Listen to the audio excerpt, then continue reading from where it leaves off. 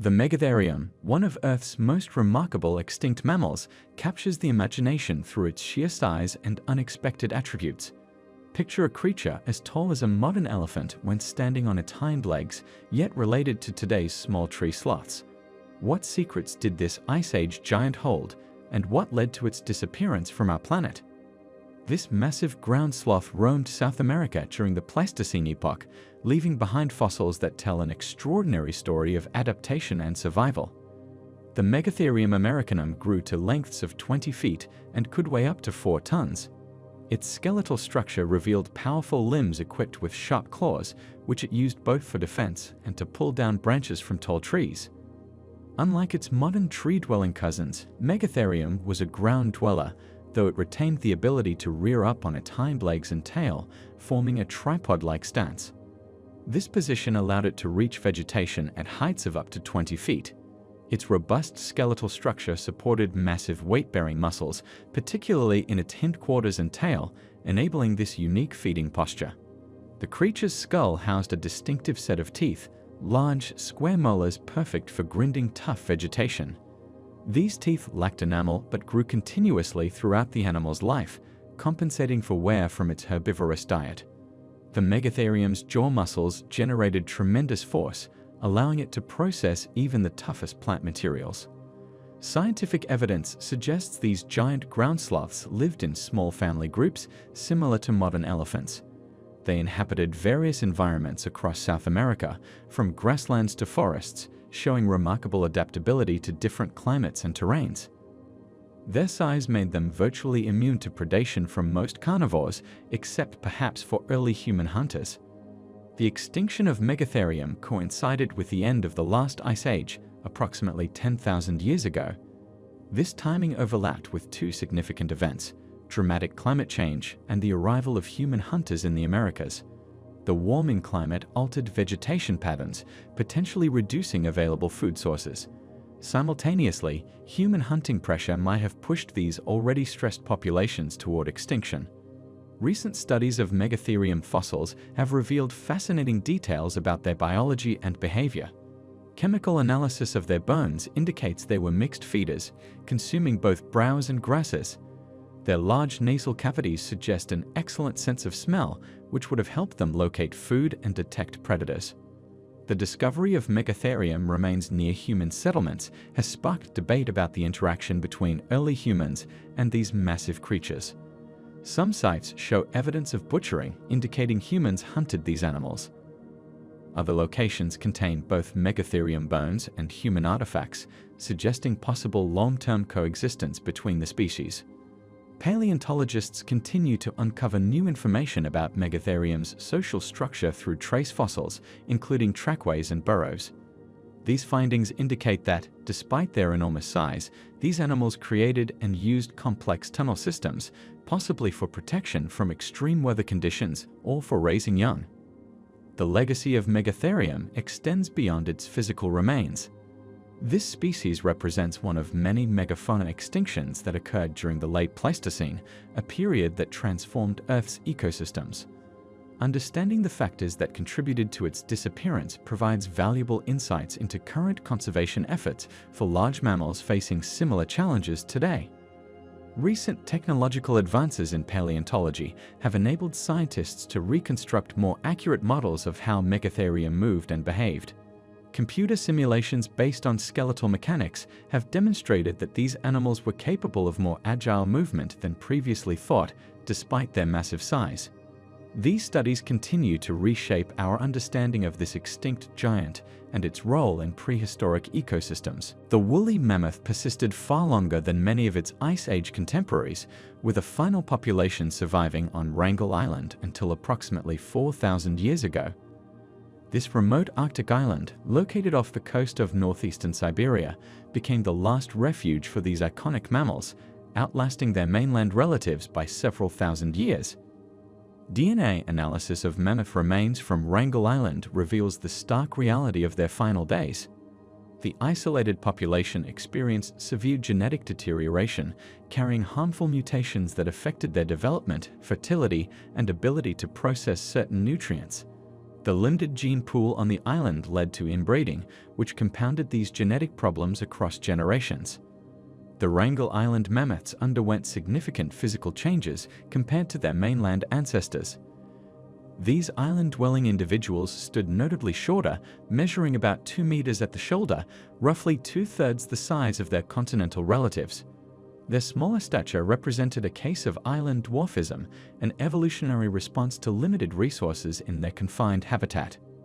Research indicates that environmental factors played a critical role in their extinction. The warming climate at the end of the last ice age transformed the landscape, altering the composition of vegetation that mammoths relied upon for sustenance.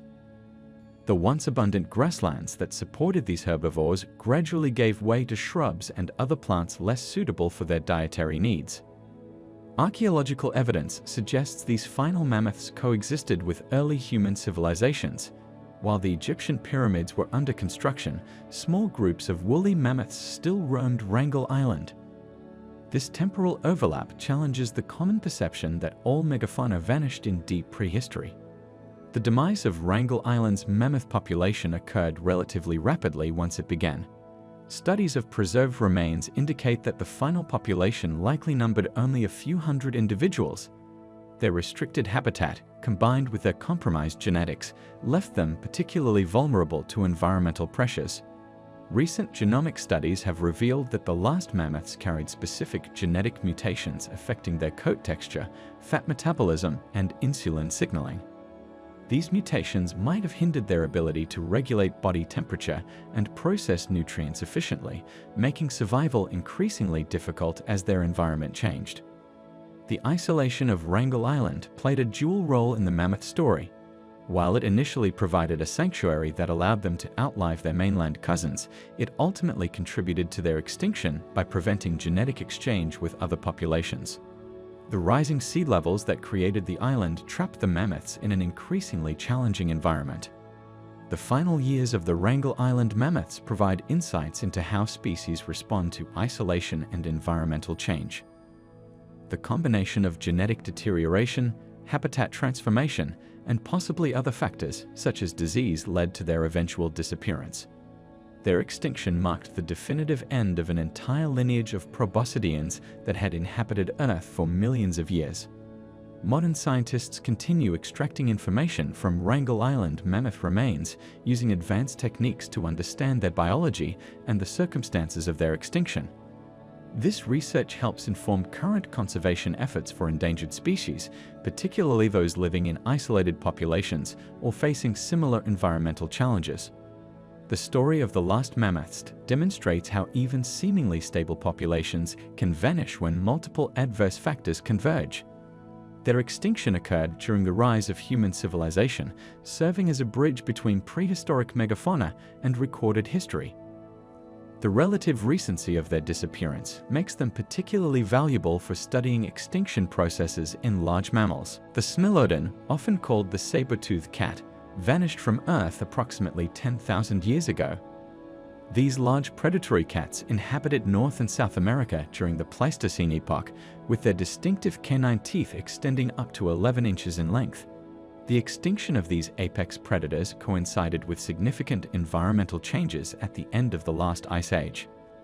Fossil records indicate that Smilodon populations began declining as their primary prey species, large herbivores such as ground sloths, bison, and young mammoths, became scarce. The warming climate transformed vast grasslands into forests, reducing the habitat suitable for these grazing animals. This environmental shift created a cascade effect through the food chain, directly impacting the hunting success of saber-toothed cats. The physical attributes of Smilodon made them specialized hunters of large prey. Their robust build, powerful front limbs, and iconic canine teeth were adaptations specifically suited for taking down substantial animals. Unlike modern big cats, which use a throat bite to suffocate their prey, Smilodon employed their elongated canines to deliver fatal wounds to soft tissue areas. This hunting strategy proved less effective as their preferred prey species declined. DNA analysis of Smilodon reveals that these cats faced increasing stress as their food sources diminished. Studies of bone composition show signs of malnutrition in later specimens, suggesting that the cats struggled to find adequate nutrition as their ecosystem changed. The reduced availability of large prey forced Smilodon to compete more intensely with other predators for increasingly scarce resources.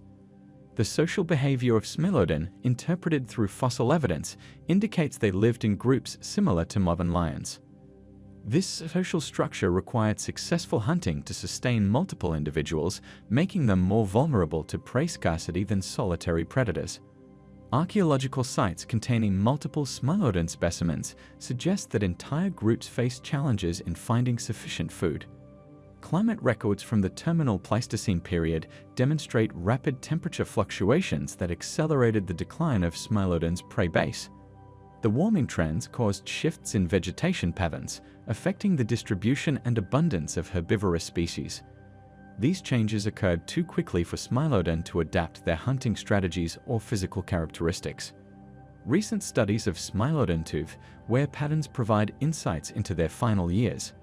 The evidence shows increased wear on teeth and jaws, indicating that these predators might have been forced to consume more of their kills, including bones, as food became scarce.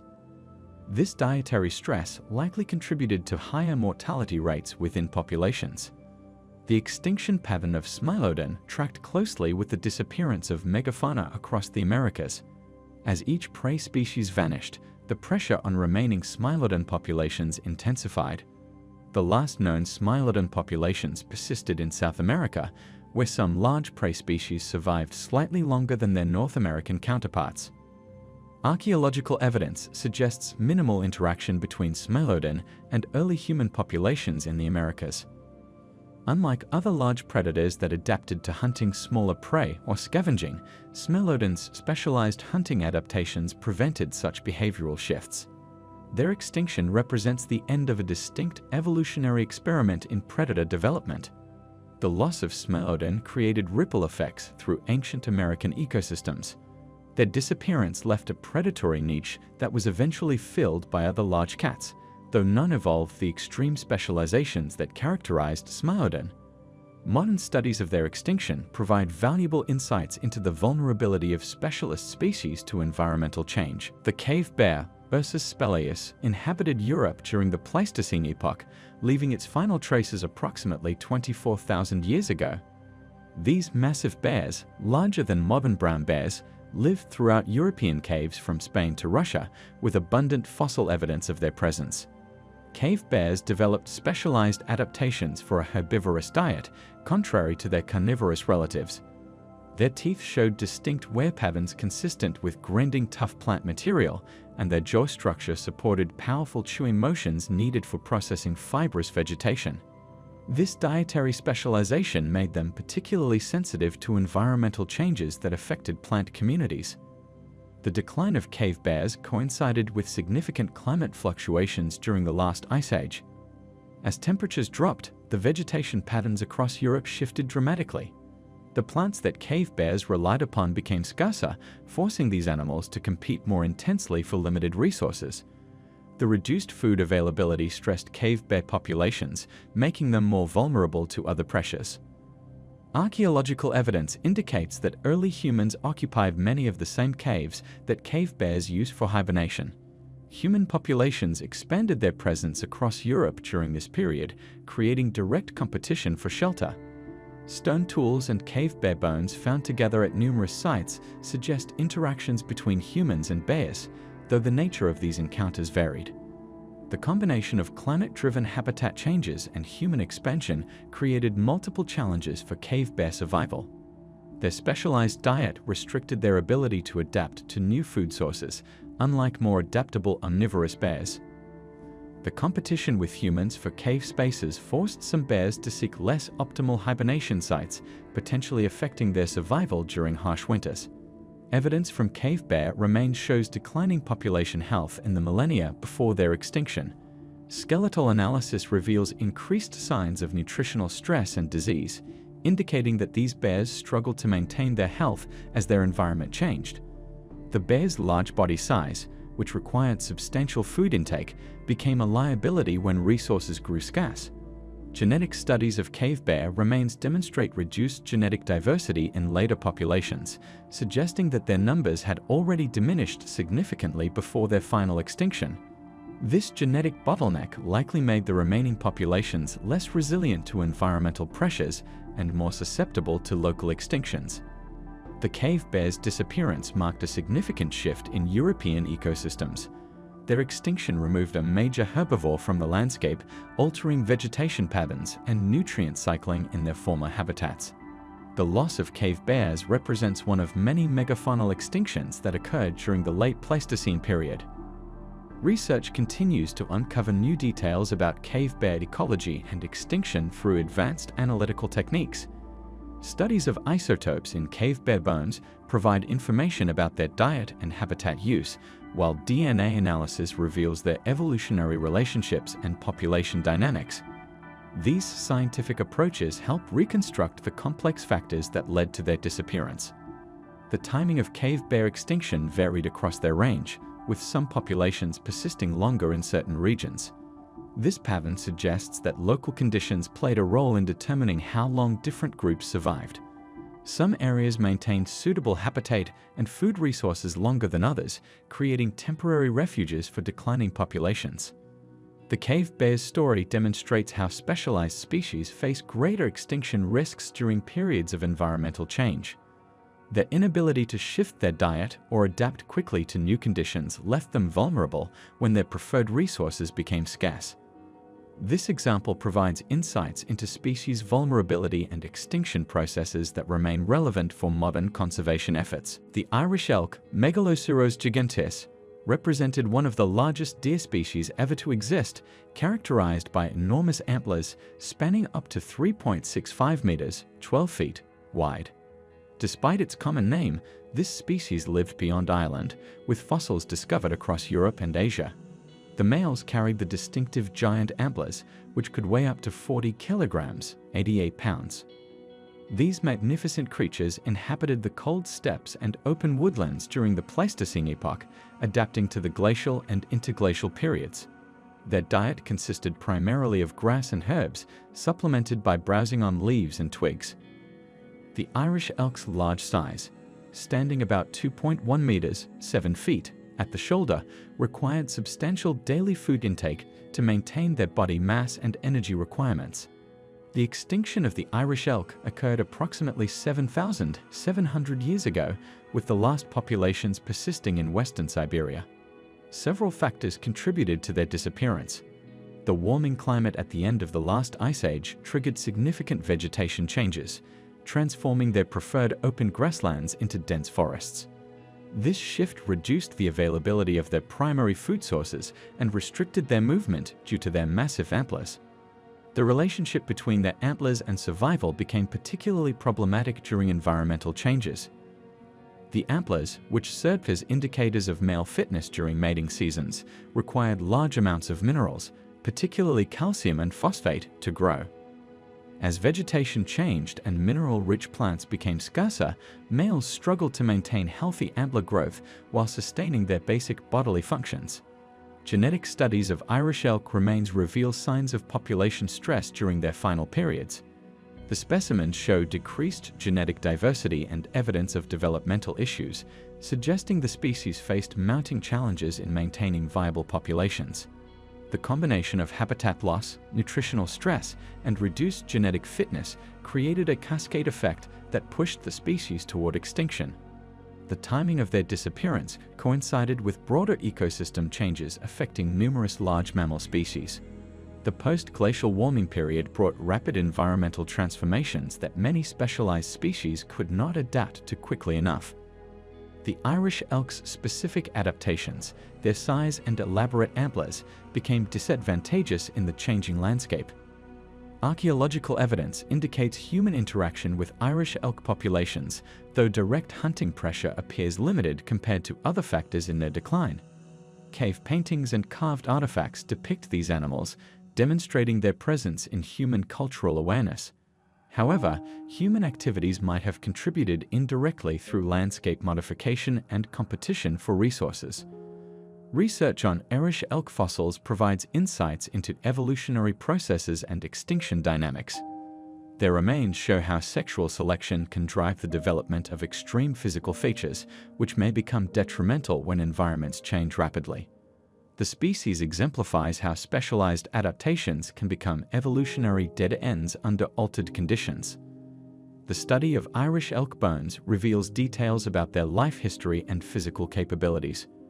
Growth rings in their antlers indicate seasonal patterns and environmental conditions during their lives.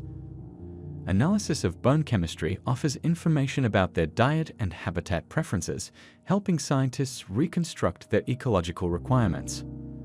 Modern comparative studies with existing deer species help explain the biological constraints that affected Irish elk survival.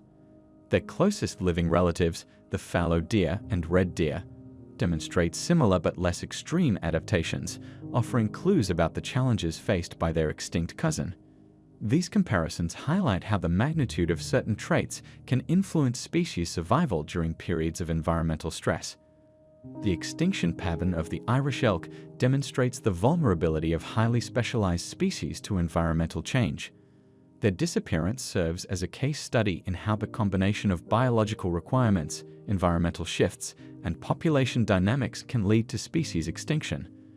The species left behind a rich fossil record that continues to inform scientific understanding of extinction processes and evolutionary adaptation limits. The Atlas bear represented North Africa's single native bear species, roaming the mountains and forests from Morocco to Libya. This unique subspecies of brown bear adapted specifically to the African environment, developing distinct physical characteristics that set it apart from other Ursus arctos populations. These bears displayed shorter, darker fur compared to their European relatives, an adaptation that helped them cope with the warmer North African climate. Their size remained relatively modest for brown bears, with males reaching approximately 450 pounds and females averaging around 330 pounds. The bears maintained an omnivorous diet, consuming local vegetation, fruits, roots, and small prey animals available in their habitat. Roman records from the 2nd and 3rd centuries CE documented regular captures of Atlas bears for use in gladiatorial arenas and circus games. The bears became prized attractions in these spectacles, with hundreds transported to Rome and other major cities across the empire. This systematic removal of bears from their native range started the long decline of the species. The Roman practice of capturing bears for entertainment persisted through several centuries, steadily reducing wild populations. Local hunting by North African inhabitants further decreased bear numbers as the animals occasionally preyed on livestock and damaged crops. The combination of these pressures began pushing the Atlas bear toward extinction. By the Middle Ages, Atlas bear populations had contracted significantly. The remaining bears retreated to increasingly remote areas of the Atlas Mountains, seeking refuge in less accessible terrain. Historical accounts from this period mention bears less frequently, indicating their growing scarcity across North Africa. The development of more effective hunting weapons and increased human settlement in bear habitat continued through the centuries. The bears faced mounting challenges as their forest home diminished through logging and land clearing for agriculture. Their food sources became scarcer, forcing them into more frequent contact with human settlements. European colonization of North Africa in the 1800s accelerated the Atlas bear's decline.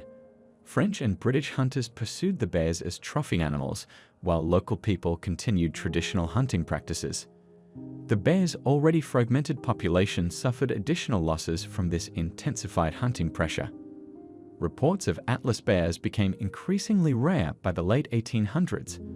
The last confirmed sighting occurred in Morocco's Rif Mountains in 1870, though unverified reports persisted into the early 1900s. The combination of centuries of hunting and habitat loss finally led to the complete disappearance of North Africa's only bear species. The extinction of the Atlas bear left a significant gap in North Africa's ecosystem. As omnivores, these bears had played an important role in seed dispersal and controlling populations of small animals. Their loss marked the end of large carnivores in much of North Africa, changing the biological dynamics of the region. The Atlas bear's extinction story reflects broader patterns of human impact on large mammals. Their disappearance followed a familiar sequence: initial exploitation for entertainment and sport, followed by habitat loss and continued hunting, leading to population fragmentation and eventual extinction. This pattern repeated across many species during the expansion of human civilization. Today, the Atlas Mountains retain only traces of their former assigned inhabitants. Museum specimens and historical descriptions provide the main evidence of their existence. The loss of these bears serves as a marker of ecological change in North Africa, representing one of many species extinctions tied to human activities in the region. The Steller's sea cow represented one of the fastest documented extinctions of a marine mammal in recorded history. This massive sirenian, discovered in 1741 during Vitus Bering's expedition to Alaska, survived only 27 years after its first contact with European hunters. Georg Wilhelm Steller, the expedition's naturalist, provided the scientific community with the only detailed observations of this species in its natural habitat. The sea cow measured up to 30 feet long and weighed approximately 10 tons, nearly 3 times the size of its closest living relative, the dugong. These peaceful giants inhabited the shallow coastal waters of the Commander Islands in the Bering Sea, where they fed primarily on kelp and seaweed. The physical characteristics of Steller's sea cow made it particularly vulnerable to hunting. The animals moved slowly through the water, often stayed close to shore, and gathered in family groups. Their thick layer of blubber kept them buoyant, preventing them from diving deep to escape hunters. This blubber, which could measure up to 4 inches thick, became their downfall as it proved highly valuable for oil and food. Russian hunters, particularly those seeking sea otter pelts in the North Pacific, found the sea cows to be an easy source of meat. A single animal could feed a hunting party for a month, and its oil burned cleanly in lamps. The hunters established a pattern of harvesting these creatures with minimal effort. They simply approached by boat and harpooned the docile animals as they fed in shallow waters. The hunting pressure intensified as more expeditions arrived in the region. The sea cow population, already limited to a small geographic area, could not sustain the rapid rate of exploitation. Their slow reproductive rate, producing only 1 calf at a time with long periods between births, made population recovery impossible under such intense hunting pressure. By 1768, just 27 years after their scientific discovery, the last documented Steller's sea cow was killed. The speed of their extinction demonstrated the devastating impact of uncontrolled hunting on isolated populations. Their disappearance marked a significant loss to marine biodiversity, eliminating a unique herbivorous marine mammal that had evolved to fill a specific ecological niche in the North Pacific ecosystem. The extinction of Steller's sea cow left gaps in scientific knowledge about the species. Many aspects of their behavior, social structure, and life cycle remain unknown. The only detailed descriptions come from Steller's original observations during the few weeks he spent studying them in 1741. Modern researchers rely on these notes and skeletal remains to piece together information about this lost species. The loss of this species altered the ecological balance of their native habitat. As large consumers of kelp, they likely played a significant role in maintaining the health of kelp forests and coastal ecosystems. Their absence may have contributed to changes in the marine environment that persist to this day. The rapid extinction of Steller's sea cow serves as an early example of human-induced species loss. The combination of their restricted range, slow reproduction, and valuable resources made them particularly susceptible to overhunting. Their disappearance occurred before the development of modern conservation concepts or sustainable resource management practices. Archaeological evidence suggests that indigenous peoples of the North Pacific had hunted these animals sustainably for thousands of years before European contact. This indicates that the species could withstand some level of human predation when harvested at sustainable rates. The arrival of commercial hunting practices broke this balance, leading to their rapid decline and ultimate extinction. The story of Steller's sea cow demonstrates how quickly human activities can eliminate a species, particularly when economic interests override ecological considerations. Their loss represents more than the disappearance of a single species. It marks the elimination of an entire branch of sirenian evolution and a unique component of marine biodiversity. The thylacine, known as the Tasmanian tiger, represented the largest carnivorous marsupial of modern times. This unique species disappeared from mainland Australia thousands of years ago, but survived on the island of Tasmania until the 20th century. The last known individual died at the Hobart Zoo on September 7, 1936, marking the end of a species that had existed for millions of years. Physical characteristics made the thylacine distinct from other marsupials. Adults measured up to 130 centimeters from nose to tail tip, with a rigid tail and distinctive dark stripes across their lower back. Their jaws opened to an extraordinary 120-degree angle, and they possessed stiff, kangaroo-like tails. The females carried their young in backward-facing pouches, characteristic of their marsupial nature. The extinction process began with European settlement in Tasmania. Farmers blamed thylacines for attacking their sheep, leading to organized hunting programs. The Van Diemen's Land Company issued bounties for thylacine kills in 1830, and between 1888 and 1909, the Tasmanian government paid £1 per adult and 10 pence per juvenile thylacine killed. Records show that 2,184 bounties were paid during this period, but the actual number of thylacines killed was likely much higher. Disease contributed to the thylacines' decline. A distemper-like illness affected many populations in the early 1900s, reducing their numbers further. The combination of systematic hunting and disease pushed the species toward extinction. By 1910, thylacines had become rare in the wild, and captive specimens became valuable to zoos and private collectors. Benjamin, the last known thylacine, lived at the Hobart Zoo in Tasmania. The zoo acquired him in 1933, but inadequate protection from extreme weather conditions contributed to his death. The night watchman failed to place him in his sleeping quarters during a cold spell, and exposure led to his death. This event occurred just 2 months after thylacines received official protection from the Tasmanian government. Reports of thylacine sightings persisted after 1936, though none produced verified evidence. The Tasmanian government investigated hundreds of reported sightings, conducting extensive searches in remote areas. Camera traps, tracking surveys, and other scientific methods failed to document any living thylacines. In 1986, the species received formal declaration as extinct by international standards, 50 years after the last confirmed death. The thylacine's extinction highlighted the impact of human activities on vulnerable species. The persecution stemmed from misconceptions about their behavior and economic threats to livestock. Research later revealed that thylacines preferred smaller prey like wallabies and birds, making them less likely to attack sheep than originally believed. DNA studies from preserved specimens provided insights into thylacine biology and evolution. Research revealed low genetic diversity in the final population, suggesting the species faced challenges even before European settlement. This genetic bottleneck made the population more susceptible to disease and environmental changes. The loss of the thylacine created ripple effects in Tasmania's ecosystem. As apex predators, they played a role in controlling prey populations and maintaining ecological balance. Their absence allowed other predators, such as feral cats and foxes, to expand their influence on native wildlife populations. Conservation efforts now focus on preserving remaining evidence of thylacines. Museums maintain specimens, photographs, and film footage, including rare motion pictures of Benjamin and other captive individuals.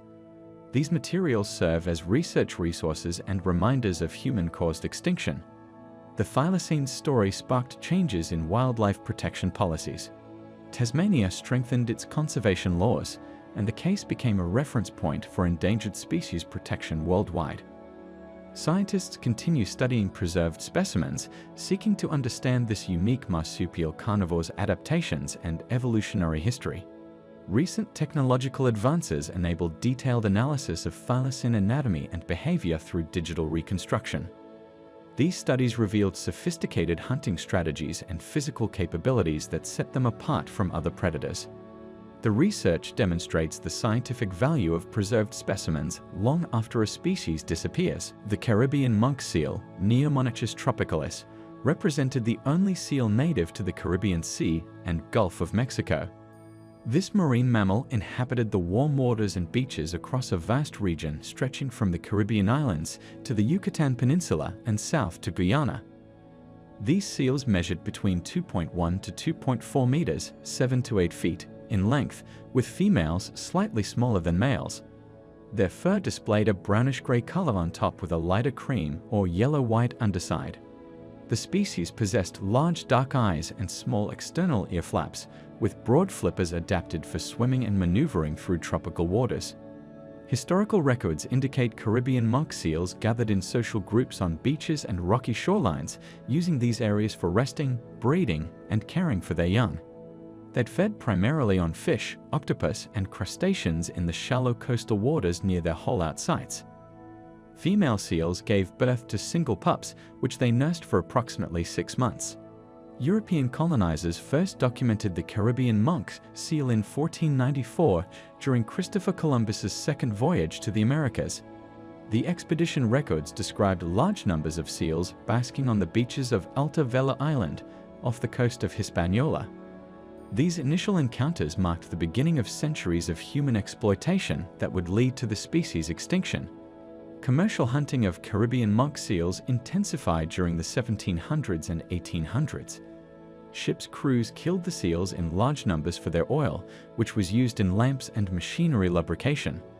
The animals' meat served as a food source, while their pelts were processed into leather goods. The seals' trusting nature and tendency to remain on beaches even when approached made them particularly vulnerable to hunters. By the early 1900s, Caribbean monk seal populations had declined severely. The last confirmed sighting of a wild individual occurred in 1952 at Serenilla Bank, between Nicaragua and Jamaica. In 1967, after an extensive 5-year survey failed to locate any surviving seals, the International Union for Conservation of Nature, IUCN, declared the species extinct.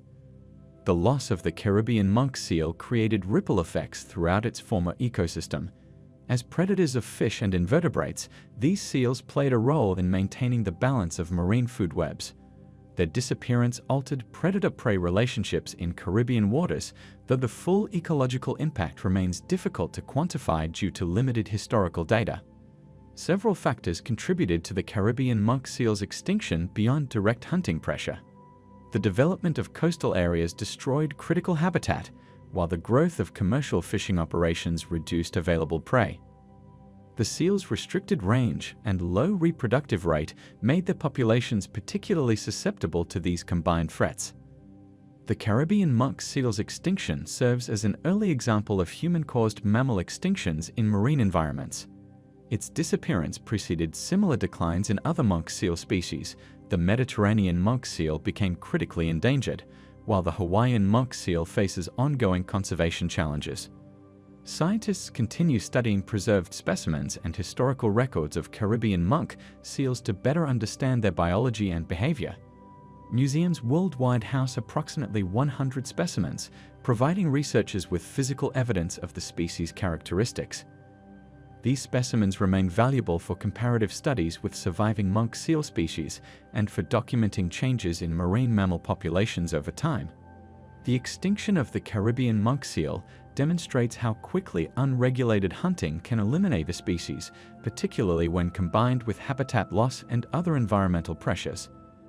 This case influenced the development of marine mammal protection laws and conservation strategies aimed at preventing similar losses of other seal species and marine mammals. The Pyrenean ibex vanished from Earth in 2000, marking the end of a distinct mountain goat species that once populated the Pyrenees Mountains between France and Spain. The last known individual, a female named Celia, died under a fallen tree in Ordesa National Park, Spain, on January 6, 2000. These agile mountain dwellers exhibited sexual dimorphism, with males carrying larger curved horns compared to the shorter, straighter horns of females. Their thick coats changed seasonally, grayish-brown in summer and darker, denser fur in winter. Adult males weigh between 80–100 kilograms, while females reached 40 to 50 kilograms. The species lived in mixed groups across different elevations, moving between alpine meadows in summer and lower woodlands in winter. They fed on grasses, herbs, and leaves, adapting their diet to seasonal plant availability. Their strong legs and split hooves allowed them to navigate steep rocky terrain with precision. Historical records indicate the Pyrenean ibex population began declining in the 19th century. By 1900, their numbers had dropped to fewer than 100 individuals. The primary causes stemmed from extensive hunting practices. Their meat was sought after by local communities, and trophy hunters prized their distinctive horns. Their habitat faced increasing pressure from human development, livestock grazing, and changes in traditional land management practices. Conservation efforts started too late to save the species. In 1973, when only 30 individuals remained, the Spanish government established protected areas. These measures proved insufficient as the population continued to decline through the 1980s and 1990s. Disease outbreaks, possibly transmitted from domestic livestock, further stressed the diminishing population. Scientists attempted to preserve genetic material from the last remaining individuals. In 2009, researchers used stored tissue samples to clone an ibex, creating the first de-extinction of a species. The cloned kid died minutes after birth due to lung defects, highlighting the challenges of species resurrection through cloning. The extinction of the Pyrenean ibex demonstrates the irreversible consequences of human activities on specialized mountain species. Their disappearance altered the ecological dynamics of the Pyrenees, affecting plant communities that evolved alongside these grazing animals. The vacant ecological niche remains unfilled, though other ungulate species like the Spanish ibex now occupy some of their former range. The loss of this species sparked changes in conservation approaches for other mountain ungulates. Wildlife managers implemented stricter protections for similar species, including the alpine ibex and Spanish ibex. Monitoring programs track population trends, genetic diversity, and habitat conditions for remaining wild goat species across Europe. The Pyrenean ibex extinction serves as a reference point for conservation biology. Their story influences current wildlife management strategies, particularly regarding minimum viable population sizes and the importance of early intervention for declining species. Their extinction continues to inform debates about de-extinction technology and its role in conservation. Research continues on preserved specimens in museums and genetic samples in laboratories. These materials provide insights into the species' biology, evolution, and adaptation to mountain environments. The data helps scientists better protect other mountain ungulates facing similar threats across their ranges. The empty slopes of the Pyrenees stand as a reminder of this lost species. Their extinction represents more than the loss of a single animal. It marks the end of unique genetic adaptations developed over millions of years of evolution in the mountain ecosystem. The Beige dolphin's extinction in 2006 marked a significant loss in aquatic biodiversity, representing the first cetacean species to vanish in modern times. These freshwater dolphins inhabited China's Yangtze River for 20 million years before their population declined rapidly through the late 20th century. Known scientifically as Lipotes vexillifer, the Beige possessed distinctive physical characteristics that set them apart from other dolphin species. Their bodies stretched between 7.5 to 8.5 feet in length, with pale blue-gray coloring and a long, narrow beak. They relied on echolocation to navigate the murky Yangtze waters, using high-frequency sounds to detect prey and obstacles in their environment.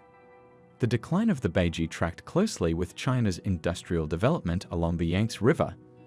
The construction of the Three Gorges Dam fragmented that habitat, while increased boat traffic created acoustic interference that disrupted their echolocation abilities.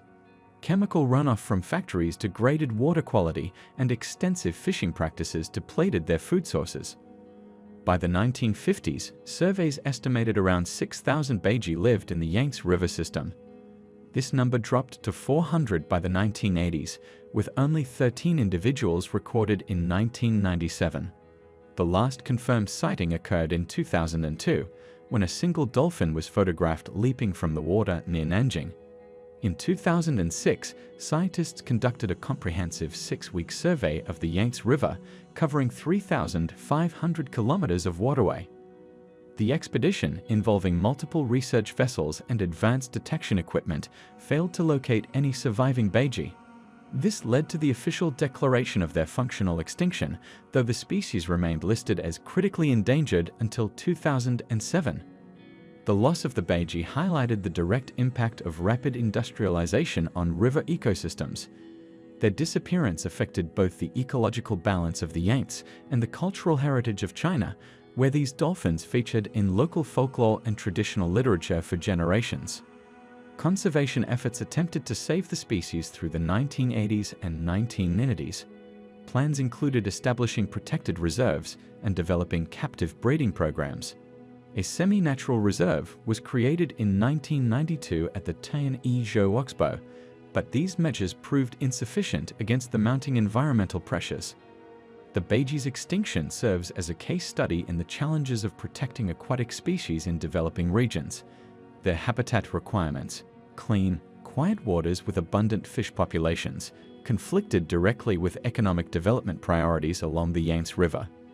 The species' disappearance demonstrated how quickly human activities can eliminate ancient lineages of animals. Research continues on preserved specimens and genetic material from the beige, providing insights into their evolution and adaptation to freshwater environments. These studies inform current conservation strategies for other endangered river dolphins, including the Ganges river dolphin and the Amazon river dolphin. The extinction event triggered increased attention to remaining freshwater dolphin species worldwide. Conservation organizations implemented stronger protection measures for similar species, recognizing that the factors leading to the beige's disappearance threaten other river dolphins globally. The story of the beige exemplifies the broader pattern of biodiversity loss in freshwater ecosystems. Rivers face particular challenges from human development, with species often confined to linear habitats that offer limited escape from environmental degradation. This extinction event continues to influence environmental policy and conservation practices in China and internationally. The western black rhinoceros, Diceros bicornis longips, disappeared from Earth in 2011, marking another tragic extinction caused by human actions. This subspecies of the black rhinoceros lived in Central Africa, primarily in Cameroon, with distinct features including longer, thinner horns and a preference for savanna grasslands. Through the early 1900s, these rhinos roamed in substantial numbers across the African plains. Population estimates in 1900 indicated around 850,000 black rhinos, with the western black rhinoceros representing a significant portion. The decline began gradually but accelerated sharply in the latter half of the 20th century. Poaching emerged as the primary driver of their extinction. The horns, made of keratin, the same protein found in human fingernails, became highly valued in traditional medicine markets, particularly in Asia. Despite lacking scientific evidence of medicinal properties, the horns commanded high prices, creating a strong incentive for illegal hunting. By 1980, the western black rhino population dropped to 2,500 individuals. Conservation efforts started too late and proved insufficient against the organized poaching networks. The last confirmed sighting occurred in 2006 in Cameroon. After extensive searches yielded no evidence of surviving individuals, the International Union for Conservation of Nature, IUCN, declared the subspecies extinct in 2011. The extinction pattern followed a typical trajectory: initial abundance, followed by rapid decline from human exploitation, delayed conservation response, and eventual disappearance. Habitat loss compounded the effects of poaching, as human settlements and agricultural expansion fragmented their range and reduced available territory. Local communities, once coexisting with these rhinos, lost both a unique species and potential economic benefits from wildlife tourism. The extinction created ripple effects in the ecosystem, as western black rhinos played a role in maintaining grassland habitats through their grazing patterns. The loss carries broader implications for rhinoceros conservation.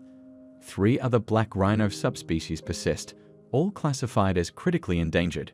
Their survival depends on intensive protection measures, including armed guards, surveillance systems, and breeding programs. Some conservation efforts show promise. The overall black rhino population has grown from a low of 2,410 individuals in 1995 to over 5,500 today. Success stories emerge from countries like Kenya and South Africa, where strict protection measures combined with community involvement help preserve remaining rhino populations. Yet challenges persist.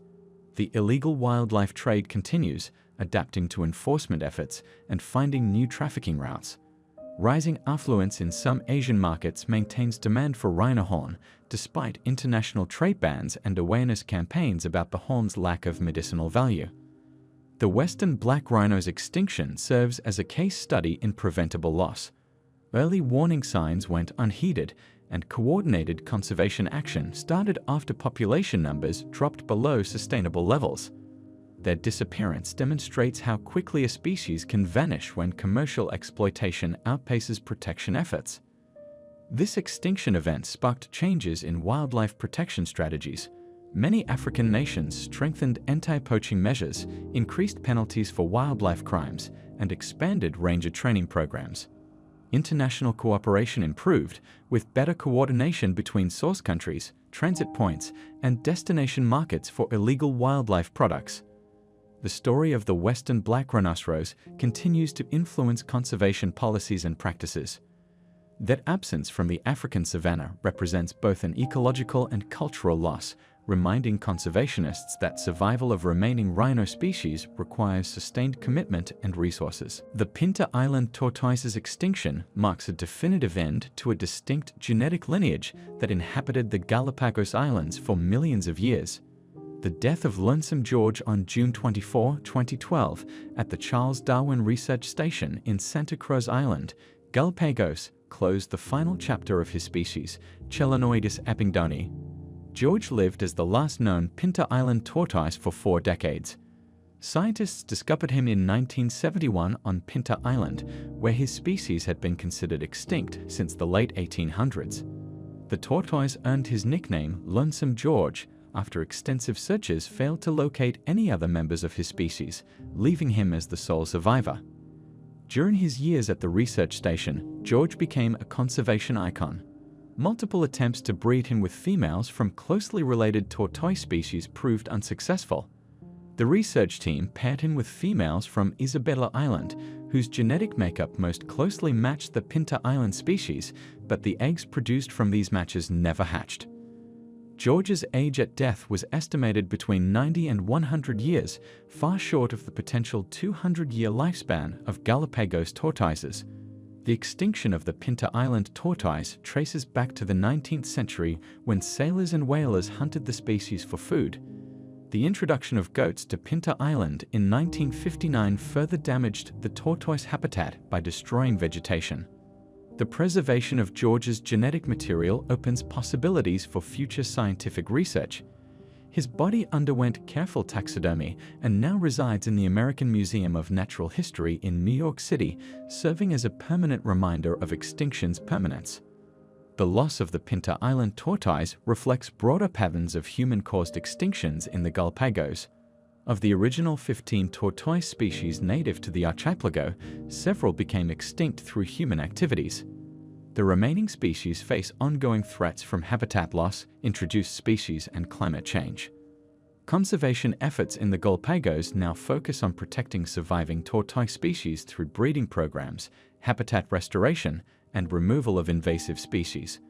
The Giant Tortoise Restoration Initiative works to recover tortoise populations on various islands, including Pinta, through the introduction of hybrid tortoises with partial Pinta Island genetics. Recent genetic studies suggest that some living tortoises carry partial Pinta Island tortoise DNA, particularly on Isabella Island.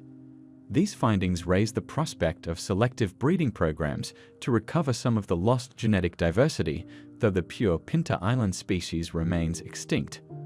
The story of the Pinta Island tortoise demonstrates the irreversible nature of extinction.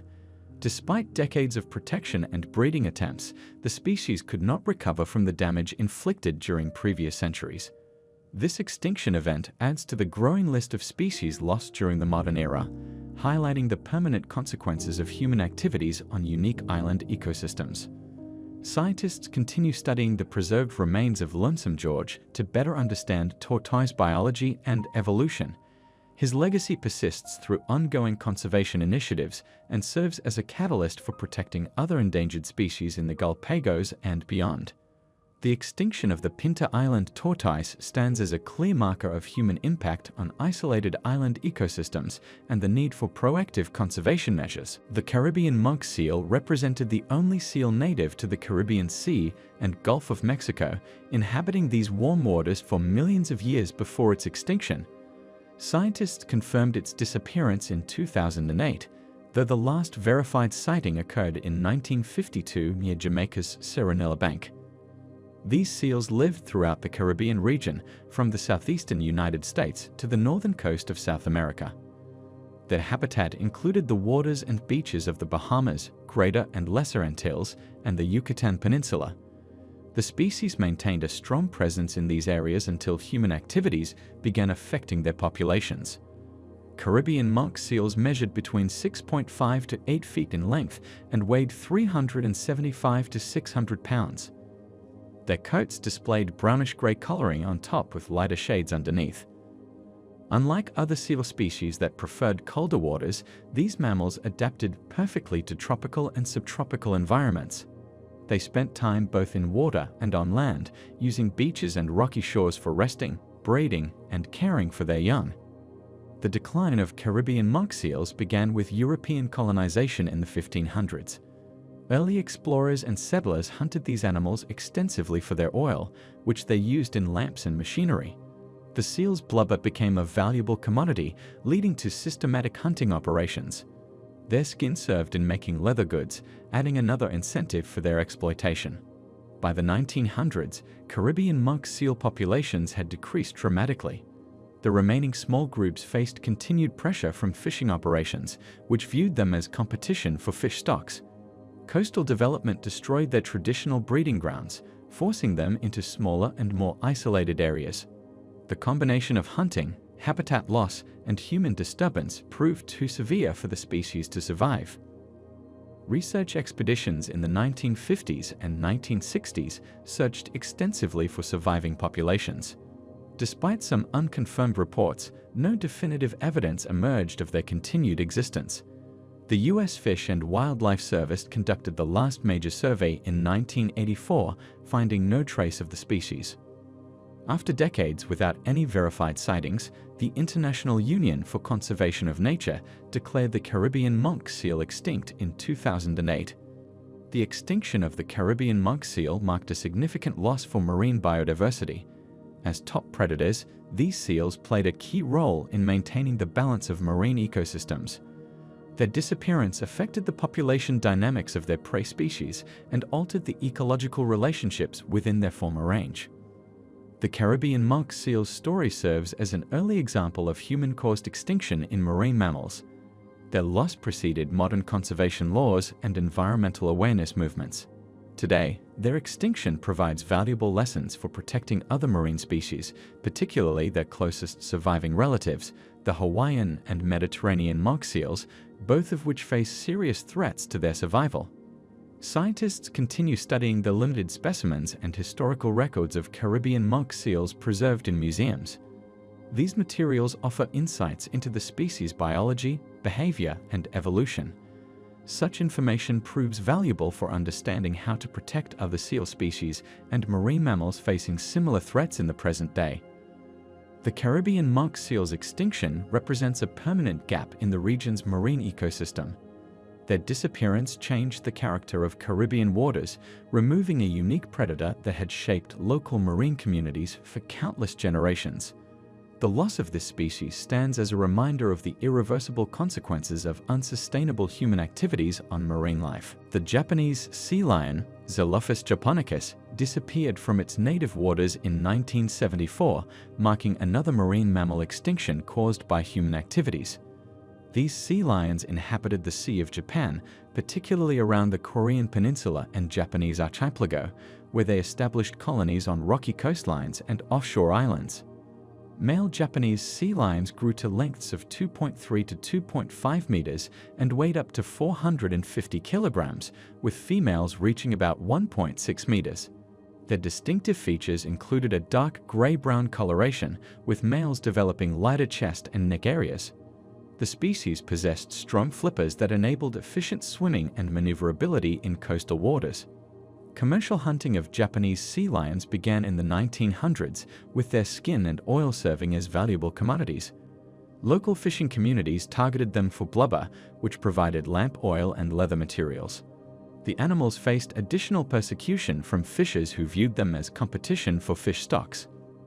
The population declined sharply between 1930 and 1940 as hunting intensified.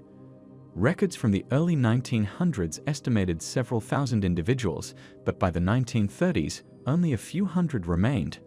The last confirmed sighting occurred in 1974 off the coast of Rebun Island, Japan. Several factors contributed to their extinction beyond direct hunting. Habitat degradation through coastal development reduced available breeding grounds. Military activities during World War II disrupted their remaining colonies, and increasing industrial fishing depleted their food sources. The Japanese sea lion played significant roles in local ecosystems and cultural traditions. They regulated fish populations and contributed to nutrient cycling in coastal waters. In Japanese folklore, these sea lions appeared in art and stories, often depicted as protective spirits of the sea. Conservation efforts came too late to save the species. By the time Japan implemented protective measures in the 1940s, the population had decreased beyond recovery. The extinction of the Japanese sea lion represents a critical lesson in marine conservation, demonstrating how rapid exploitation can eliminate an entire species within decades. Scientists continue studying preserved specimens in museums to learn about this lost species. DNA analysis reveals their close relationship to California sea lions, though they maintain distinct genetic and morphological characteristics. This genetic information helps researchers understand pinniped evolution and adaptation in North Pacific waters. The loss of the Japanese sea lion created ecological gaps in marine food webs. Their absence affected prey species populations and altered coastal ecosystem dynamics. Other marine predators partially filled their ecological role, but the specific impacts of their disappearance remain subjects of research. Modern conservation efforts focus on preventing similar extinctions of other marine mammals in Asian waters. Protected areas, fishing regulations, and international agreements aim to preserve remaining pinniped species. The Japanese sea lion's extinction serves as a reference point for assessing current conservation strategies and their effectiveness. Archaeological evidence indicates Japanese sea lions inhabited these waters for thousands of years before their extinction. Shell middens and ancient writings document long-standing relationships between coastal communities and these marine mammals. Their disappearance ended millennia of ecological and cultural connections in the region. The species' extinction highlighted the need for early intervention in protecting marine mammals. Their loss prompted changes in wildlife management practices and increased awareness of human impacts on marine ecosystems. Current protection measures for similar species incorporate lessons learned from this extinction event. The quagga, a unique subspecies of plain zebra, represented one of Africa's most distinctive equines until its extinction in 1883. This zebra variant displayed characteristic striping only on its head, neck, and front portions, with its hindquarters appearing more horse-like in solid brown coloring. Native to South Africa's Cape Province and Orange Free State, quaggas lived in grassland territories alongside other grazers. Their social structure mirrored other zebra species, forming small family groups led by a stallion. These groups would often integrate with larger herds of other plains zebras during seasonal migrations, creating mixed grazing communities across the African veldt. European settlers arriving in South Africa in the 1800s viewed quaggas through a utilitarian lens. Farmers considered them competitors for precious grazing land needed for livestock. Hunters targeted them both for their meat and their distinctive striped hides. The colonial expansion brought systematic hunting campaigns that rapidly diminished quagga populations. By the mid-1800s, quagga numbers had plummeted so severely that European zoos scrambled to acquire specimens. The Amsterdam Zoo received what would become the last captive quagga in 1870. Named Mare, this female lived until August 12, 1883, marking the official extinction date of her subspecies. The last wild quaggas had vanished several years earlier, around 1878. Scientific understanding of quaggas evolved significantly after their extinction. Initially classified as a separate species, DNA analysis in 1984 revealed them as a subspecies of plains zebra, Equus quagga quagga. This discovery sparked interest in the possibility of selective breeding programs to recreate quagga-like characteristics in modern plains zebras. The Quagga Project, launched in South Africa in 1987, aims to breed zebras that express the phenotype of their extinct relatives. Through careful selection of plains zebras showing reduced striping patterns, project scientists work to produce animals that approximate the quagga's appearance. While these animals cannot truly resurrect the extinct subspecies, they demonstrate how selective breeding can recover lost physical traits. The extinction of the quagga serves as an early documented case of human-caused species loss. Their disappearance occurred before photography became widespread, leaving only a handful of photographs, paintings, and preserved specimens as evidence of their existence. Museums worldwide house just 23 quagga specimens, including mounted skins and skeletons. These museum specimens gained new significance in the late 20th century. The quagga became one of the first extinct animals to have its DNA analyzed, providing valuable insights into zebra evolution and taxonomy. This genetic work confirmed their close relationship to plains zebras and helped scientists better understand the development of stripe patterns in equids. The loss of the quagga altered the ecological dynamics of South African grasslands. As selective grazers, they played a role in maintaining grass species diversity and preventing bush encroachment. Their extinction, along with the decline of other large herbivores, contributed to changes in vegetation patterns that persist today. Local South African culture preserved memories of the quagga through oral histories and place names. The term quagga derives from the Khoikhoi people's name for the animal, an onomatopoeia of its distinctive call.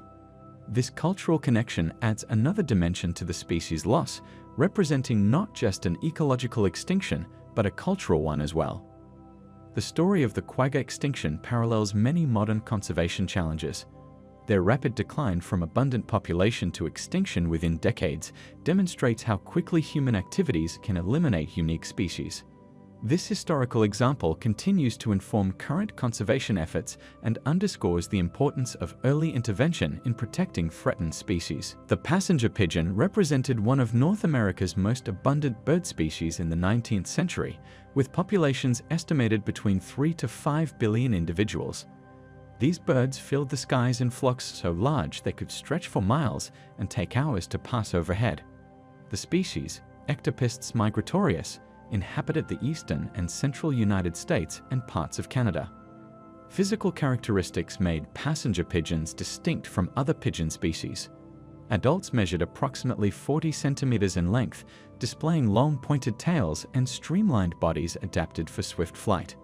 Males exhibited bright reddish breasts and blue-gray backs, while females wore more subdued brown plumage. Their powerful wings enabled them to reach speeds of 60 miles per hour during migration. The birds' social behavior centered around massive colonies. Single trees often held up to 100 nests, with breeding colonies spreading across thousands of acres. This colonial nesting strategy, which had protected the species for millennia, became a critical weakness once commercial hunting began. The pigeons relied on beech mast, acorns, and other forest nuts for sustenance, moving in large groups to track food sources across their range. Commercial hunting of passenger pigeons intensified in the 1800s, driven by growing urban demand for cheap meat. Hunters developed efficient methods to capture entire flocks using nets and baited traps. The advent of the telegraph and railroad network allowed hunters to track and reach nesting colonies quickly, then transport thousands of birds to urban markets. A single hunter could kill hundreds of birds in a day. Deforestation compounded the impact of hunting as settlers cleared millions of acres of eastern forests for agriculture and timber. This habitat destruction eliminated critical nesting sites and food sources. The combination of relentless hunting pressure and habitat loss proved catastrophic for a species that required large colonies to maintain successful breeding. The population collapse occurred with stunning speed. By 1870, professional hunters noticed declining numbers. In the 1880s, scattered reports described failed nesting attempts and diminishing flock sizes. The last confirmed wild specimen was shot in 1901 in Pike County, Ohio. Several thousand remained in captivity, but these birds struggled to reproduce in small groups. Martha, the last known passenger pigeon, lived at the Cincinnati Zoo. Born in captivity, she never experienced the vast flocks that once darkened North American skies. On September 1, 1914, Martha died at the age of 29, marking the final extinction of her species. Her body was frozen in ice and sent to the Smithsonian Institution, where it remains preserved as a testament to human-caused extinction. The loss of the passenger pigeon sparked early conservation movements in North America. The species' rapid decline from billions to zero demonstrated how human activities could eliminate even extremely abundant species. This extinction influenced the development of wildlife protection laws and conservation organizations in the early 20th century. Scientists continue studying the passenger pigeon through museum specimens, seeking insights into the species' biology and extinction. Recent genetic research reveals that the bird's population had naturally fluctuated over millennia before human interference. This research suggests that their colonial breeding behavior made them particularly vulnerable to hunting pressure, as the loss of large flocks disrupted their reproductive patterns. The passenger pigeon extinction represents a pivotal moment in conservation history, demonstrating the speed at which human activities can eliminate species. Their story continues informing modern conservation efforts, serving as a stark reminder of extinction's permanence and the need for proactive species protection. Recent technological advances have enabled scientists to sequence the passenger pigeon genome, providing new insights into their evolution and adaptation. This genetic information helps researchers understand how the species developed its unique colonial behavior and physical traits. Such research carries implications for current conservation strategies and our understanding of extinction dynamics.